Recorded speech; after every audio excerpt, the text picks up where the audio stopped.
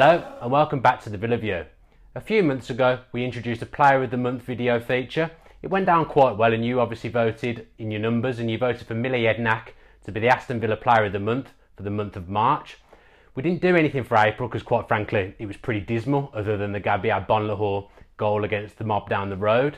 But we did want to try and do something for Player of the Season, so the same as before, what we've done is we've picked out the 4 players who we think were Villa's top performers. I'll run through those 4 players now and then afterwards you'll be able to vote for who you think should be the Villa View's Player of the Season, so stay tuned. First up, we've gone with Academy graduate Nathan Baker. This season he's made 35 appearances, scoring 1 goal. Villa have kept 8 clean sheets with him in the team and only 32 goals have gone against us with him in the side. Obviously this was a bit of a coming of age season for Nathan Baker this time round. I think no one really had high hopes for him come the start of the season, but there was a few that were quietly confident that with Clark gone, Baker could step up, and having had a loan spell at Bristol City last season, there was a few of us, including me, that actually thought he could do quite well for us.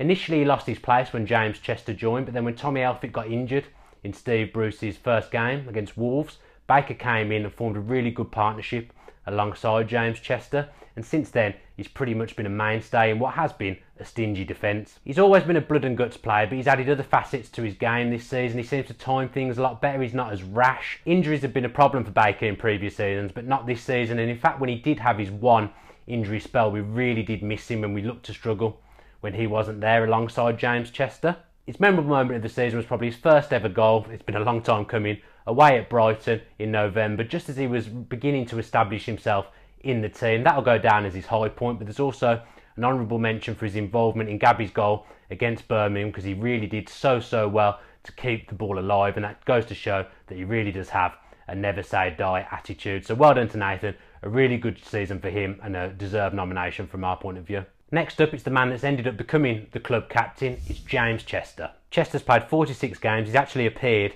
in every game since he's arrived that he could have appeared in. He scored 3 goals and we've kept 14 clean sheets with him in the team and conceded 49. I think it's testament to him that he's managed to play every game since he's joined. He really has been an astute signing for us, and for me, he'd probably be my pick for Player of the Season. I think he's a Rolls Royce defender.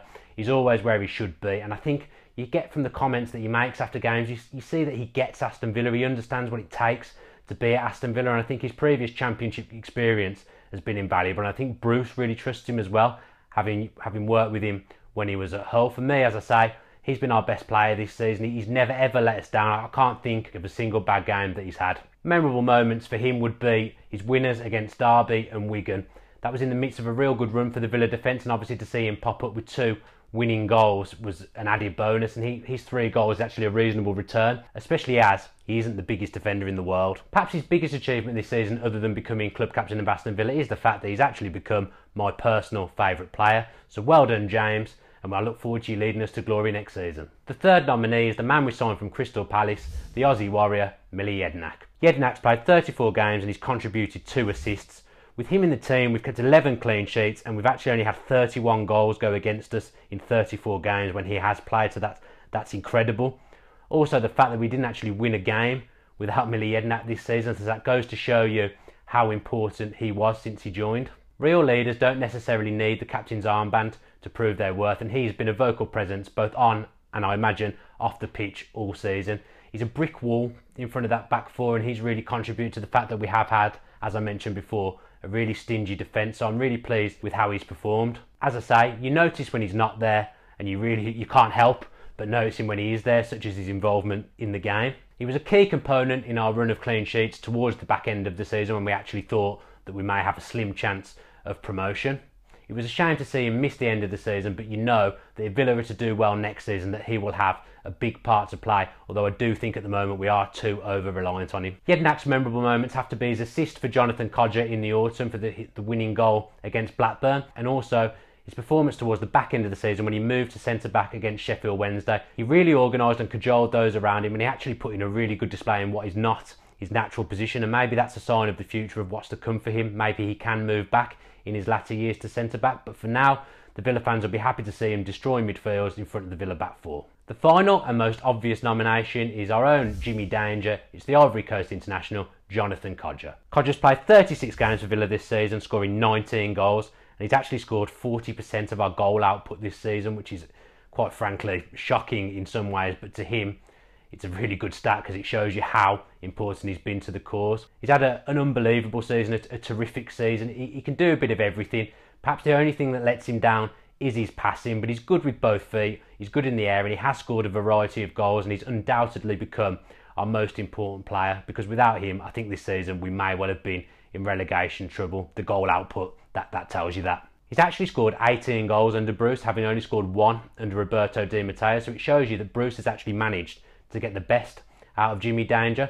I also respect the fact that Kodjia's played a lot of games on the wing this season, which attackers don't often like doing, but he's never sulked, he got on with his job, and he was actually quite dangerous from the wing, although I think we can all agree his best position is as the main man up front on his own at the moment. Kodjia cost a lot of money, and there was a few eyebrows raised at the £15 million price tag, but you can't deny that he's simply been terrific value for money for Aston Villa, and if we were to sell him now, obviously we're probably not going to, as he's picked up a long-term injury. I think we'd be looking and asking for £25 million, which I don't think anyone in the Premier League would be willing to pay for a Championship striker. So that shows you how good a business it was for Villa, and 15 million has actually turned into a snip because he scored 19 goals, and that's an incredible season from the Ivory Coast man. It's a shame that he got injured when he did, because I think he was a certainty to break that 20-goal barrier, and it would have really been good to see that long-standing Peter With record broken. And I think Kodjia deserved it for the effort he's put in all campaign, and the fact that he really has been our talisman. He's another Benteke for me, and the fact that he's led the club up front on his own, and he's carried the goal burden, he's not buckled under the pressure. Hopefully next season, when he's back from injury, we can share the goals round. Kodjia's memorable moments from this season would be his winner against QPR, having bounced back from missing a penalty earlier in the game. That just sums up his tough mental attitude and the season he's had. I think he also missed a penalty against Bristol City, his former team, and ended up scoring later on in that game as well. So his mentality is absolutely incredible. The other game that stands out for me is his double against Norwich. Actually, his first in that game was one of my favourite goals of the season. A real good team goal, finished off obviously by the main man. And seeing him put a good Championship side to the sword in Norwich bodes well for next season, because I think we do need to be looking to beat the bigger Championship teams next season if we're to have any chance of gaining promotion. So that's all for today's video. Remember, the vote lies with the Villa View subscribers and social media users. There'll be a link below telling you how you can vote for the Aston Villa, the Villa View player of the season. Despite the season finishing, there is going to be plenty more content upcoming from the Villa View this summer, so please let us know in the comments below whether there's anything you'd like to see from us this summer. Obviously it's not always going to be easy for us to find things to talk about, so any suggestions will be gratefully received. We do have a few plans in mind already, but we want to make content that you, the Villa View subscribers, enjoy, so please comment below. Give the video a like if you enjoyed it, and again, let us know if you'd like to see more things like this in the future. Remember, if you're not already a Villa View subscriber, please give that subscribe button a push and make sure that you get your post notifications on. The amount of support we've got this season from all you guys has been incredible, and for us to have hit over 7,000 subscribers in our first full season, that we cannot thank you enough, and your support really is appreciated. Don't forget to vote. It's all down to you. Of the Villa. If you enjoyed that video, why not watch another? Click the video choices on screen now to go and watch them in full. Be sure to subscribe to the channel by clicking our logo there on the left. Easy peasy.